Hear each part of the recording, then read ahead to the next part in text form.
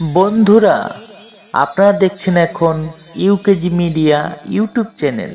নবান্ন ঘেরাও অভিযান, কাহিনী প্রবক্তা উত্তম শিকারী।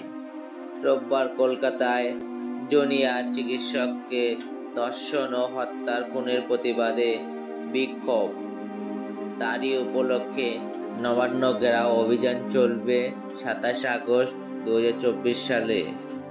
আরজিকর হাসপাতালে মহিলা চিকিৎসককে ধর্ষণ করে খুনের ঘটনার পর রাজ্য জুড়ে চলেছে প্রতিবাদ কর্মসূচি। মঙ্গলবার ছাত্র সমাজ নবান্ন অভিযানের ডাক দিয়েছে। তাই ওই দিন শহর কলকাতায় গণপরিবহন আদৌ সচল থাকবে কিনা তা নিয়ে প্রশ্ন দেখা দিয়েছে। এই পরিস্থিতিতে বিশেষ নির্দেশিকা দিয়েছে রাজ্যের পরিবহন দপ্তর। সর্বস্তরে শহর কলকাতার গণপরিবহন সচল রাখতে বাড়তি উদ্যোগ নেওয়া হয়েছে। নিত্যযাত্রীদের যাতে কোনো অসুবিধা না হয় তাই সরকারি বাস, ট্রাম তথা ফেরিও সার্ভিস অতিরিক্ত শিফটে থাকবে। পরিবহন দপ্তর মনে করেছে মঙ্গলবার কলকাতা ও হাওড়া রাস্তার ব্যাপক যানজট হতে পারে। কলকাতার পাশাপাশি হাওড়া পুলিশ কমিশনারদেরও সঙ্গে আলোচনা করেছে পরিবহন দপ্তর। হাওড়া থেকে অনেক লোকেই কলকাতায় প্রবেশ করেন।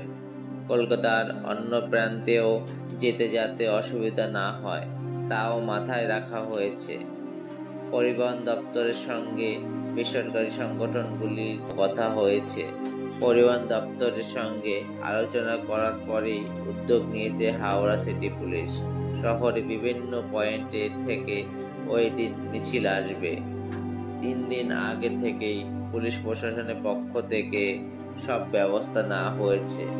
শনিবার একাধিক এলাকায় পরিদর্শন করেন পুলিশ কর্তারা। রবিবার সাঁতরাগাছিতে ব্যারিকেড তৈরি করার কাজ শুরু করে দিয়েছে পুলিশ। আজ মঙ্গলবার কলকাতা আরজিকর হসপিটালের ডাক্তারকে হত্যা করার ঘটনায় আজ মহামিছিল বেরোবে।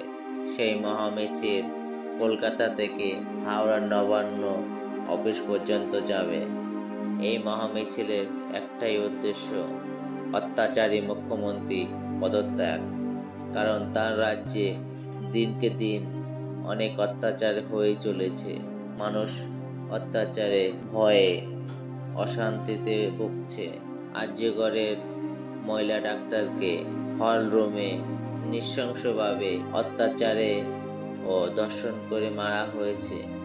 তারই প্রতিবাদ আজ জ্বলে উঠেছে সমগ্র বাংলায়। তার প্রতিবাদের জন্য সমগ্র বাংলাবাসী জাগ্রত হয়ে উঠেছে আজ মঙ্গলবার দিনে। বাংলার মেয়েকে ধর্ষণ ও নির্যাতন ও খুনের জন্য দোষীদের শুধুমাত্র ফাঁসি চাই। আর আপনাদের মতামত অবশ্যই কমেন্টে জানাবেন। এখানেই আরজিকর ও নবান্ন ঘটনার কাহিনী সমাপ্ত করা হইল। সম্পূর্ণ ভিডিওটি দেখার জন্য ধন্যবাদ।